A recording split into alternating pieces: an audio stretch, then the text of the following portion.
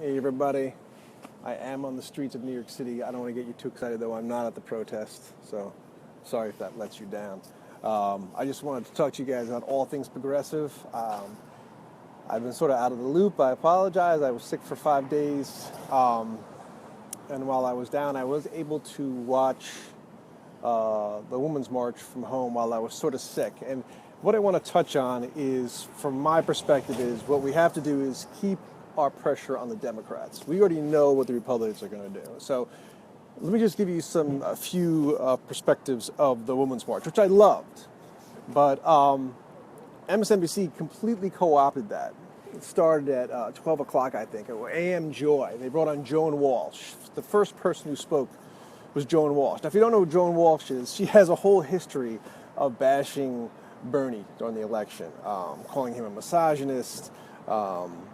I believe she was also on there with the Bernie Bros, a lot of the negative angle. So Joan Walsh was the first person you saw to report with MSNBC on the march.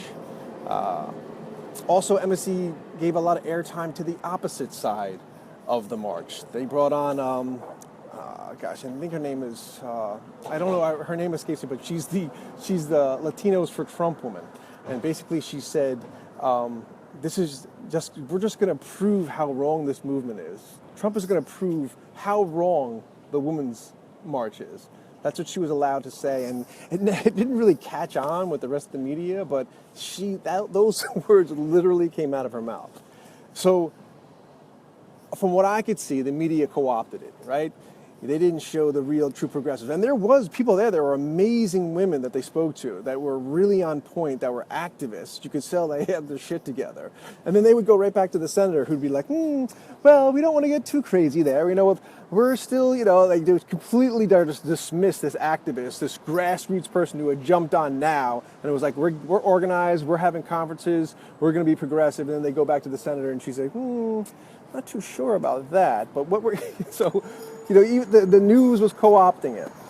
So here's my issue. I think, personally, we have to stay on top of Democratic senators all throughout this process of nominating these grotesque, villain-like appointees. And today, and again, it's funny, whenever I post something on Facebook, someone's like, what's your source? But Warren approved of Ben Carson. How is that even possible? How could I even do a joke about that? Who in their right mind thinks that Ben Carson, no history in housing, should be running the housing? Who thinks in their right mind that Bay DeVos, no background in education at all, should be running the Department of Education? So what I started to do was make phone calls, and I promised you guys I would make phone calls to senator's office. And this is hard work, because they don't really want to hear from you. When you call, you're not going to get them, they're not going to be excited to hear from you, they're not going to joyfully take down your name, they're not going to really help you. You're really going to have to work hard to figure out what you're supposed to do, because each office is going to have different rules, and each office is going to log it in differently. A lot of times it's going to be busy. A lot of times you're going to get voicemail.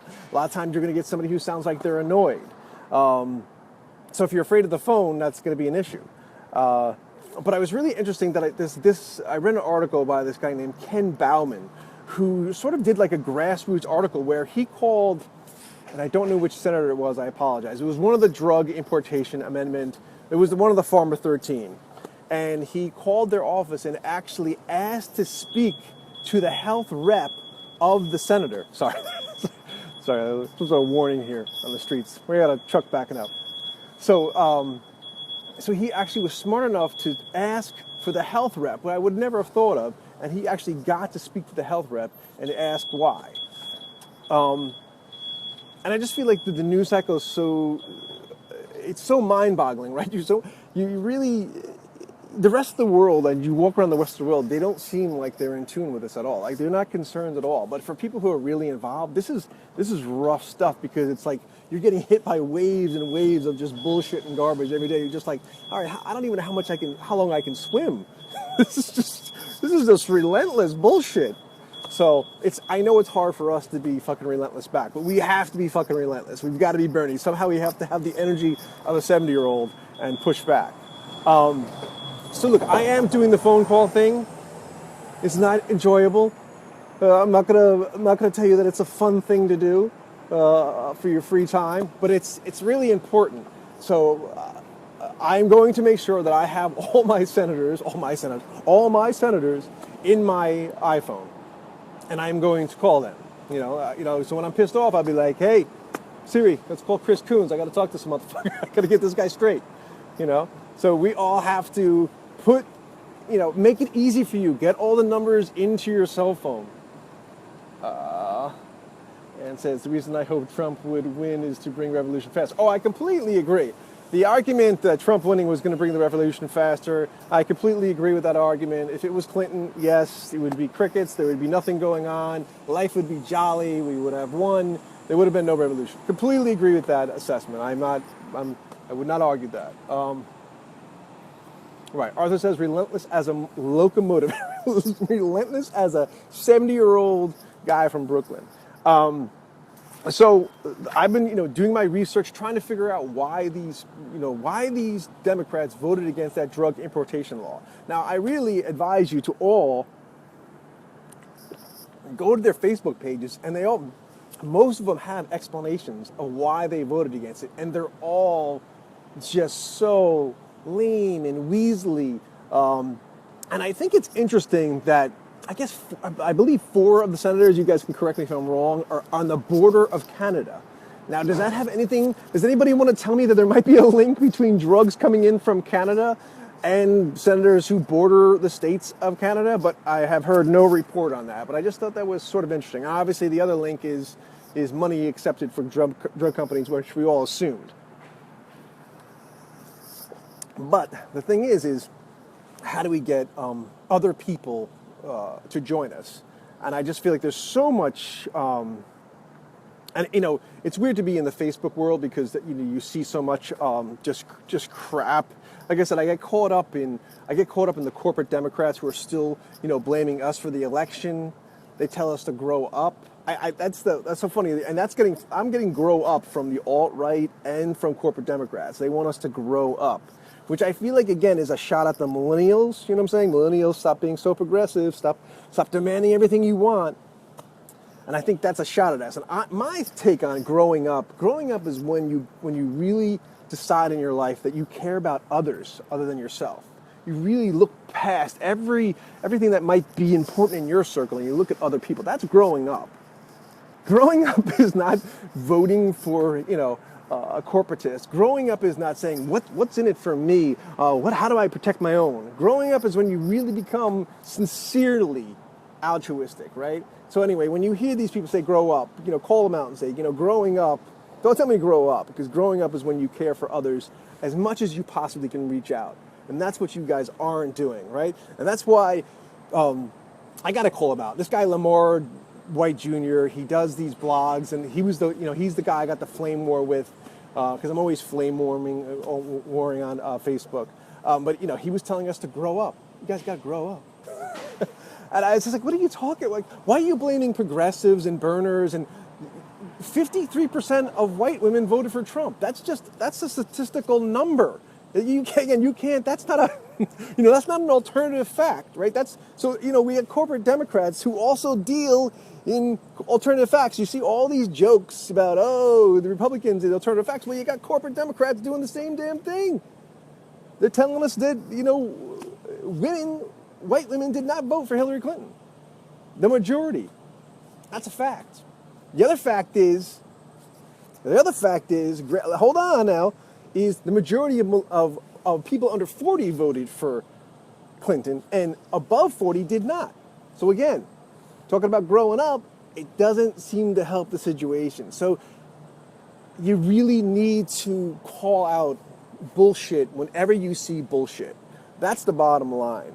And that goes across both sides, right? So, Bernie's happy. Yeah, knock down the TPP. We get excited for 2 seconds, and then there's a rash of fucking, okay, we're banning Muslims, and we're building a wall again, and we're just like, oh, fuck. So And when you walk around, I'm on the Upper East Side, so I didn't get to see the rally. Thank God there are rallies.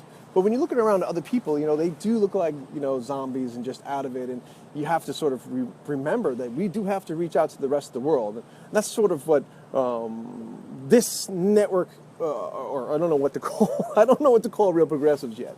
But that's why we try to be so inclusive, is because it really is going to be a numbers game, and you're really going to have to. Well, let me go a little deeper. So I'm involved with the Green Party down in New Jersey, and I think the Green Party might be coming to the realization that they're going to have to loosen up a little bit. They're going to have to reach out a little bit to Bernie Sanders people. They're going to have to reach out to corporate Dems. They're going to have to reach out to independents. I don't think in the past they wanted to do that, but I think they're understanding that this is a money game. This is, whether you like it or not, politics is still a money game. Well, we got to change that, obviously, but you need a lot of money to run for office. But also, it's a numbers game as far as people and volunteers, so you got to be really careful with your political purity. So that's why, again, here at Real Progressives, I hope we're always trying to reach out and figure out that line of rationalization that someone else might be able to hold on to. And I don't have the true numbers in this, but the other one, I'm missing all these comments. I'm sorry, I got to go back. I'm sorry, everybody. I'm sorry when I'm rolling, and I'm going to scroll all the way back so I can read out what you guys are saying, because that's really important to the broadcast, not what the hell I'm saying. It's really what you guys are saying. Oh my God, there's so many comments. You guys are the best ever. All right, hold on. Hell yes. Wow, I watch live feeds. Absolutely.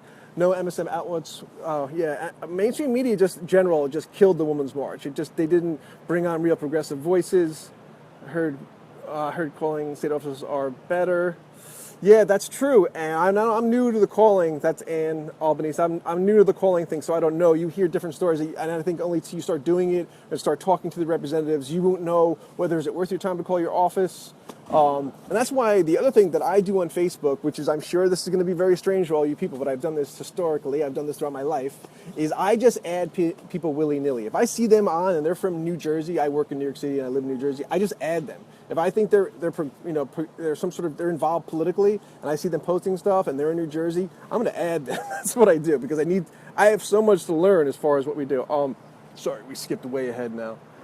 Dorothy says, NC Green here, we just started having everyone paying dues. Yeah, well, that's the other thing. If you guys aren't familiar with the Green Party, if you actually want to get involved with them and actually be, I didn't mean this to become a Green Party broadcast, but I just, so you know, like the different ins and outs of political endeavors is with the Green, because I'm totally learning, is if you want to get involved with the Green Party in any of their committees, you have to pay a due. You have to pay your first $25 due, just so you know. So that's totally legit.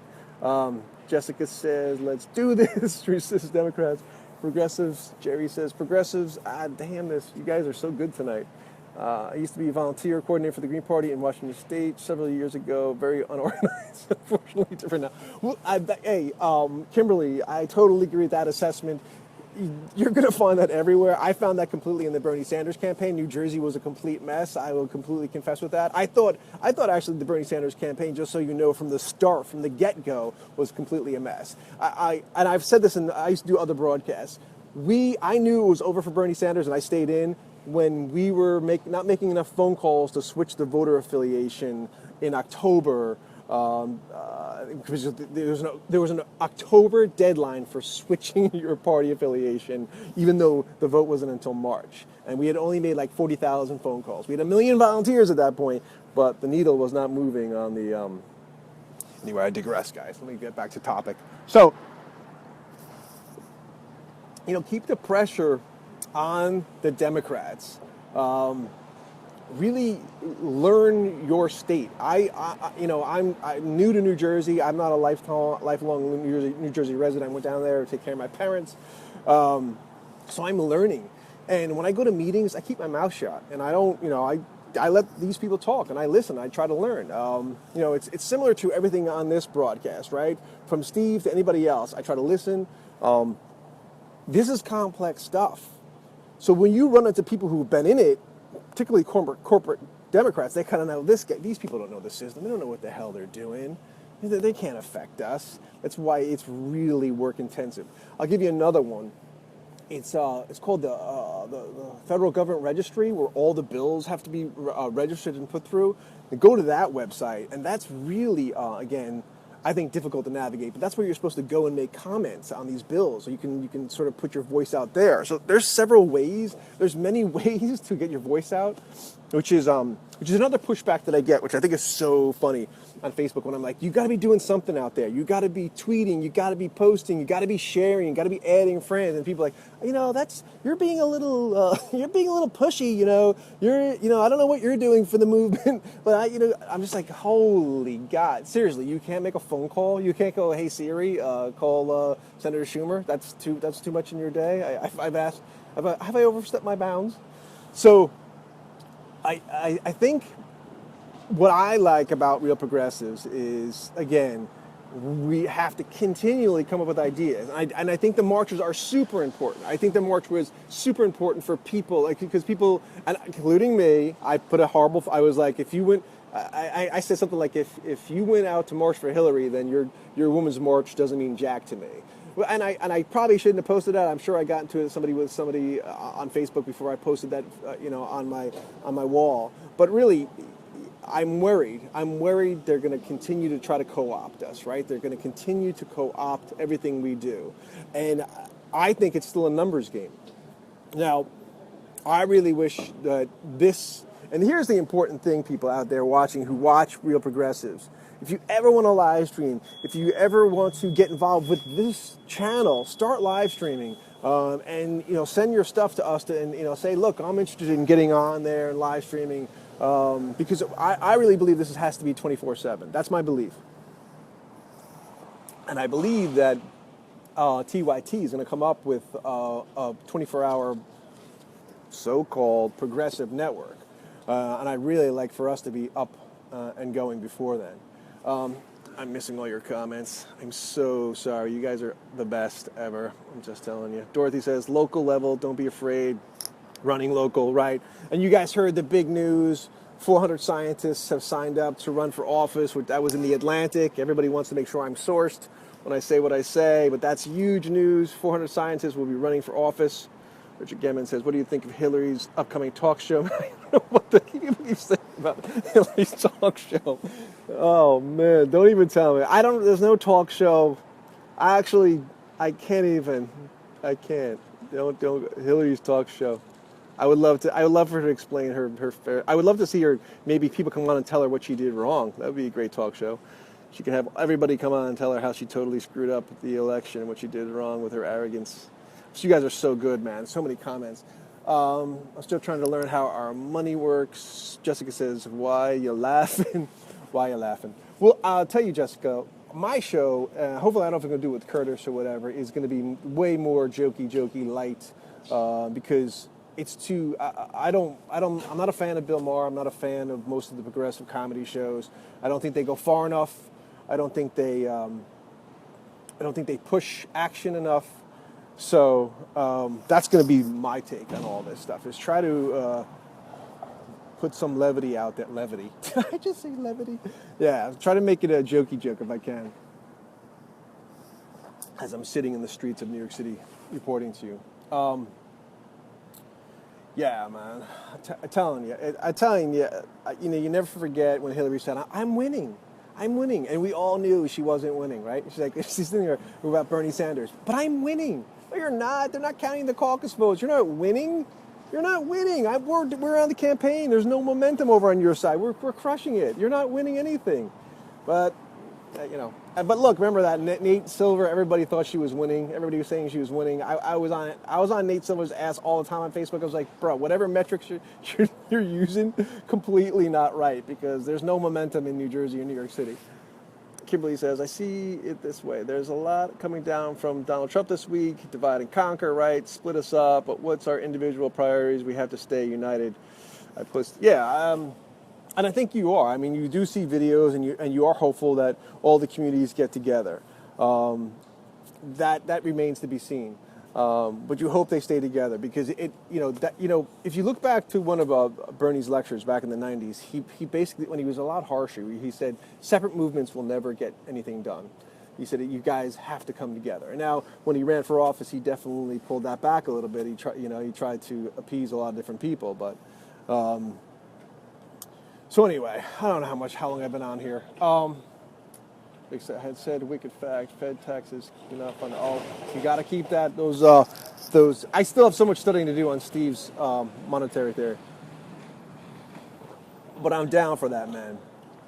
Because I really believe there's just a waste of money. Like they tell us, and I'm stealing now from, and I would say I do love Jim Dory because he's the only guy that curses and gets mad appropriately. And they did a whole thing on the Afghanistan war where, we're spending almost $1 trillion a year still on the Afghanistan war, but we can't have universal health care. And okay. So on the last point I'll make before I go is the alt-right. There's a guy named Tim Pool who used to be a reporter for Occupy Wall Street. Now he's like sort of a rogue reporter. Anyway, he sort of always has like an alt-right bent to his posts. So they're all upset about the anarchists that, protested Donald Trump, and they're like, why are they doing this? So I got into a brawl with a couple of libertarians online, and they're all crazy. Why would they do that? I'm like, yeah, maybe they are crazy, libertarian. Maybe they need health care. Maybe universal health care would be the answer to curing some of these riots, some of these anarchists that seem so crazy. Are you up for that? Are you up for that, United Healthcare? No, you're not, are you? All right, just wanted to make sure there, libertarian. I wanted to make sure, where you stand. So, I don't agree with the violence. I don't get it. I'm not a big marcher guy, though I do love it because I hope that it does work on an organizing effect, like people meet each other and take their numbers and share information. I still think that's a huge issue with everyone, is everyone's afraid of their privacy. They don't want to reach out. I think that's a big problem. And I would say the other big issue here in New Jersey, just is live streaming. They're always asking when you go to meetings, what can we do? What can we do for the movement? What are we not doing? Well, every meeting you go to that you're allowed to, any town hall or council meeting or whatever you go to, live stream that bad boy. You gotta live stream everything and share it. It just has to become habitual. You can't let these people just have their meetings and not live stream it and not sort of like house it or archive it. So that's the other thing I would tell you. If you do go to meetings, live stream it. Again, pick your skill and use it. But I really believe social media is something that, and I hate to say this to you, but I hate to say that the right seems to outmaneuver us right now with social media. I think we have to be much more heavily on social media, live streaming, doing shows directly there. We can't just have a certain, it's Real Progressives and who else? Real Progressives, Tim Black, and who else? There has to be more than just this. So that's what I would recommend to you guys. Hit social media, help older people with social media. That was a real weakness in the Bernie Sanders campaign and with the Green Party. They need to learn social media, help them out with, Twitter, and any social media that they're not familiar with, things of that nature. I should be reading your damn comments because I'm so proud of you guys. Oh gosh, I agree with you, Jessica. I think most of us here because we watch the live stream too, but that's why I thought you were being funny. Oh, it's okay. I think Sank had good intentions and he wanted to the lesser two evils. Oh yeah, we're talking about Sank selling out. That's cool. Yeah, and I hope the Justice Democrats work out. I have no what time it is, but I just want to do my first live broadcast. But stay out, keep the pressure on the senators, and when you call them, tell the people what went down, and ask the senators, all right, how do I get this logged in officially? How do I make my phone call logged in officially? Will it be logged in officially? Really start asking other questions, and call them on a monthly basis so you can start to, and I'm going to start doing this too, I'm not just me, so you can build a rapport with the person who picks up the phone so you can start figuring out, what is it taking? Are my phone calls making an effect, and am I getting anything out of this? But we have to start doing that. I think that's really crucial. You guys are just the best. I have to get off now. Because I don't know. Anybody know what time it is? Back up and see my comment about Stephanie Kelton. Okay, social media. There's more than you, Tim. Lots more. Yeah, Charles, and definitely. Everybody out there who's watching it right now, please add me on Facebook. That would be the other thing. And if you have stuff that you are watching live streams, feel free to post it on my wall. And that's the other thing I would tell you guys. If you guys ever talk to each other inside these, like you're doing right now, how you guys are intermingling and talking on the comments, add each other. If you're hitting the same notes and you're getting along and you're agreeing, add each other. That's how movements Grow, people. You gotta get out of your comfort zone. All right. Anybody know what time it is? Because I think I have to get 11:48. Okay, I got 12 more. Thank you so much. You guys are the effing best tonight. That's all I can tell you. Sorry, I got 12 more minutes. All right, I'll keep going. Richard, thank you so much. So you guys get it. See, that's what's different between. Okay, so let's talk about the whole Bernie Sanders movement and how pages were co-opted and how people had weird agendas inside their different Bernie Sanders pages. I never knew where I could live stream. There was always like inside drama, pages being taken over, pages being shut down. The whole Facebook world was just so bizarre during the whole Bernie Sanders campaign. And that's why I like Real Progressives. Steve says that he watched me first and was inspired to live broadcast after watching me. Not sure if that's true. You got to ask him yourself. Not sure. So if that's not, if you watch other people too, but I used to do wacky videos similar to this back in the day. Back in the day, from the very start of the Bernie Sanders campaign, I was like, the Clintons are the worst. They're dirty. You don't know what they're gonna do. You're not gonna believe it. After I had no proof, right? But all the sexist and misogynist and all, they were trying to railroad all this stuff about Bernie, who was like the perfect candidate. And then all those emails came out, and I was like, see, I was right. I told you. Sorry, my wife's telling me she's in bed. So anyway, I used to do all these different things, but I would jump from live streaming to group. I never really had a home. So, thankfully, Steve asked me to join Real Progressives. So I'm happy to be here. Now, one of the shows that we would like to do eventually is more, multiple guests, have you guys call in, and that's down the road. But I just wanted to, start to practice with you guys, and you guys get used to me, and, whether you want to some crazy guy in the street in New York City cursing at you. Jill Stein is still active and being her fine self. Yeah, and she was on tonight. Jill Stein live stream tonight. I didn't get to see her, but I always share her live stream. And then, I have people on my Facebook who are like, oh, I wish she'd just go away. Or they'd be like, yeah, and I wish Comey and Jill and somebody else would go away. I'm like, well, how about fucking Clinton and Brazil and DWS going away? And they're like, oh, yeah, you're right. Yeah. That's right. You guys have villains too, okay? Our Jill Stein is pretty damn good. Your guys are completely mad. I was gonna use that word.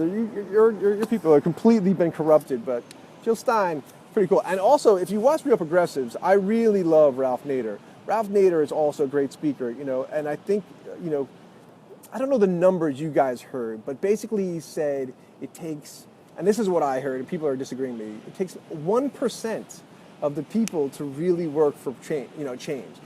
And when he says that, he says it means 1% who are willing to work 7 days a week, no days off, no weekends. Got to work 7 days a week to make change. Now some people are like, oh, I think it's 3.5. That's what I think it's 3.5%. I think it might be 8%. Whatever. You know what we're saying, right? It just takes a small number of us, this group right here, to keep spreading the word, to grow the movement, to apply pressure, to keep the pressure. But I'll tell you what drove me crazy is that I really feel like, the rallies have to be almost weekly. And when you get into local groups, whether it be the Green Party or the Bernie Sanders Party, you're going to find that, to me, that they don't meet enough. So that's why I think, again, Real Progressives is so important. I want it to be more of a 24-hour thing where we were having scheduled different people reporting or doing live streams at different times of the night. I mean, I'm completely rambling. All right. Cannot let Americans forget this. I don't think they are. It's just, I think you have to remember the numbers, like, the disturbing numbers that, 53% of white women voted for Trump. That's really disturbing. And then I want the numbers crunched. The 28% differential in poor women that actually voted for Trump over Clinton. So, I mean, I want the numbers crunched so that we can start to figure out where we really need to work. Where is the group that we can wake up? Where do we have to go and how do we do it? The other thing would be really important for this channel is to get a millennial to start live streaming. So we definitely need every age group live streaming from Real Progressives to give the different perspectives, because I think everybody needs to understand where everybody else is coming from. And I think really, this is my personal opinion, but I really think millennials are attacked for all the wrong reasons. I mean, this guy Simon Sinek, who came out with this whole thing about how entitled millennials are and blah, blah, blah. It's like, bro, millennials, if you could just engage them and you could reach them maybe on a different level, a social media level, they will come at you and they'll be able to work so hard, so fast. So I really believe in the millennials. Let's see. Diane says, you're living in a one-party monopoly system. Totally agree. Charles Wright, the ones that don't vote but registered. Richard Gammon says, I'm tired of people that are putting Bernie down and calling him a sellout. You could do what he did. Again, go to my page.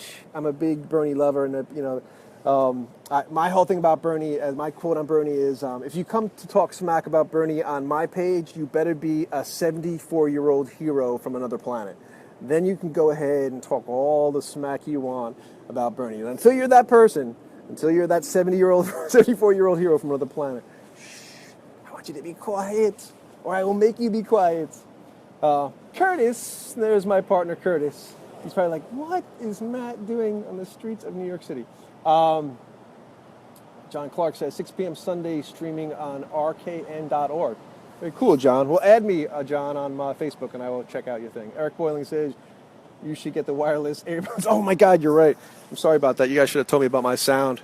Yeah, you're totally great. I mean, there's so many things you have to work on as far as broadcasting. That, there's definitely equipment. It'd be great if I had a mic that was blocked out the sound, and I would remember to put it to my face. That would be really good. Then I'd be way more professional than I'm being right now. All right. So anyway, I probably should go unless there's any question. Last name. Oh, I'm sorry. Yeah. Thanks, Brett. Good question. Last name is Stueck. Stueck. Follow me. I do a lot of postings there of articles that are really important. I post a lot of the protests that are always going on, live streaming protests. So check that out. So yeah, last name. Thanks so much, whoever just posted that. Tori Barber, Jerry Ty. I don't think Simon makes some great. I think it makes some great. I do think Simon makes some great millennials, though. I'm a millennials myself. Stereotypes. I've never been born out of a vacuum. I don't know. I think that Simon Sinek thing is complete propaganda against millennials. I think again it tries to minimalize their efforts and who they are, and I think it's total bullshit. Same as this guy. So anyway, this guy Tim Pool, he's a rogue reporter, and I'm just trying to check everybody, and it's so hard to check all these people. Tim Pool's just a rogue reporter, and he was calling the anarchists. He's like, these things they're doing down there at this protest, that's like a fascist regime. I was like, bro, are you kidding me? You think these guys throwing stones? Is that really what you think is the rebels? Is that what you're gonna? Is that the next episode of you're gonna film? Is these these rebels are so horrible? They're throwing rocks and stuff. He called these guys who protest Donald Trump, they're the fascist regime. Yeah, they're the ones bombing other countries. Yeah, they're the ones taking away healthcare from other people to die. Yeah, they're dangerous, those anarchists. Oh my God, duck, everybody duck. Put your helmet on, they got a rock. So, this is what we're dealing with, man. Every side, you got the alt-right, you got the corporate Democrats, you got your hardcore, and then you got people who are just not disengaged, totally disengaged.